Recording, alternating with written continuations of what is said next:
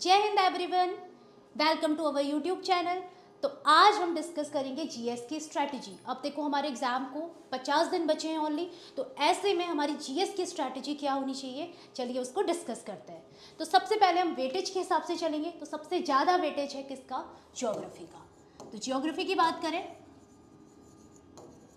लगभग 18 to 19 question हमारे कहाँ से आते हैं? ज्योग्राफी से आते हैं। और ज्योग्राफी भी हम क्या करते हैं, फर्दर डिवाइड करते हैं 3 पार्ट्स में। तो फर्स्ट हमारी फिजिकल ज्योग्राफी,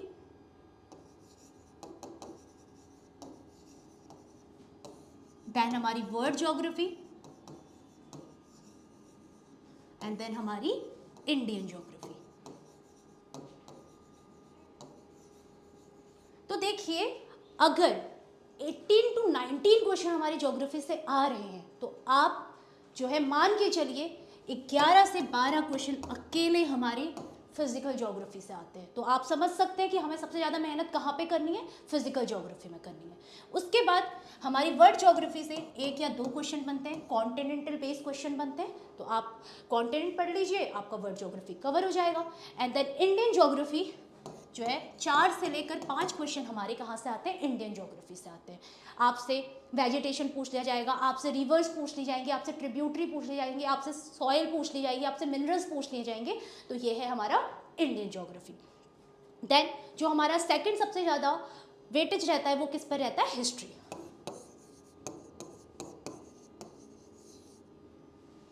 तो इसमें हमारे क्वेश्चन होते हैं 15 to 16। तो हिस्ट्री सुनते ही बच्चों के दिमाग में आता है, can we skip history? Answer है नो। अगर आपको कोई कहे भी ना स्किप करने को तो आप उस पर्सन को स्किप कर दीजिए, बट हिस्ट्री को मत स्किप करके जाना। तो हिस्ट्री में बात करें, हिस्ट्री की आपकी स्ट्रैटेजी क्या होनी चाहिए? तो देखिए, हिस्ट्री को भी हम 3 पार्ट्स में डिवाइड करते हैं। फर्स्ट एंशिएंट,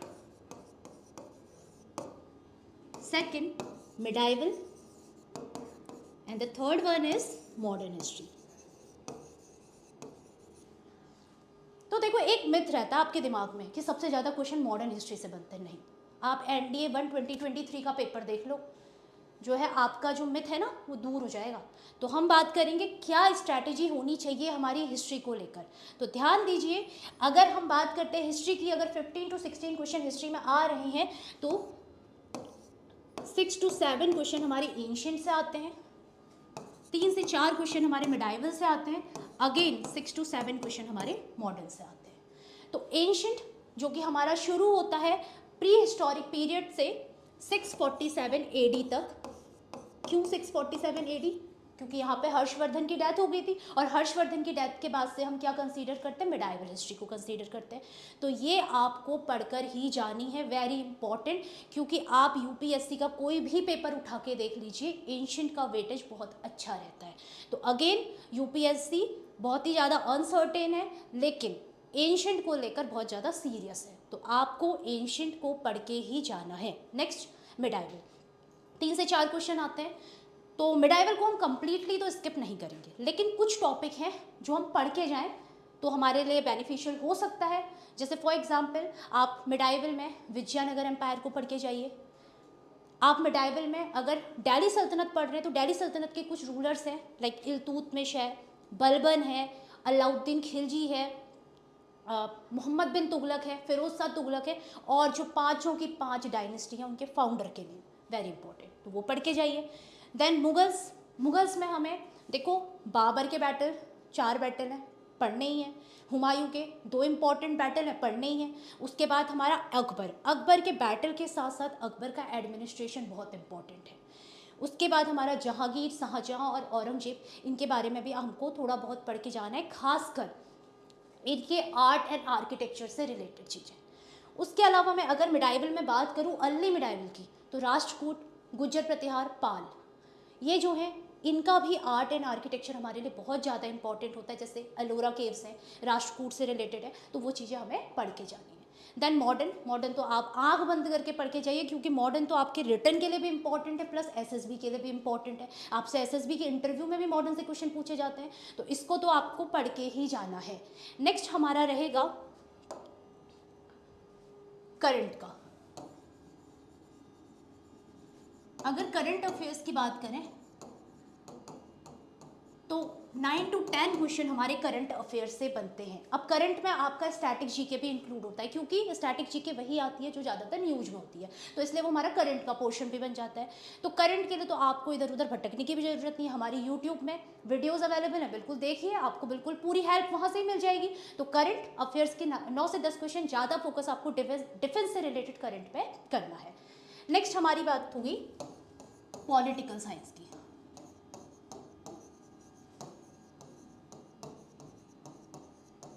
तो पॉलिटिकल साइंस देखिए, एनडीए 1 2023 में पॉलिटिकल साइंस का केवल एक क्वेश्चन आया था, लेकिन इसका मतलब ये नहीं है कि एनडीए 2 2023 में भी पॉलिटिकल साइंस का एक ही क्वेश्चन आए। तो हम मान के चलेंगे कि पॉलिटी के 4 से 5 क्वेश्चन हमारे पास आ सकते हैं, क्योंकि यूपीएससी बहुत ज़्यादा अनसर्टेन है, प्रिडिक्ट नहीं किया जा सकता है कि कब कहाँ पर चेंज हो जाए।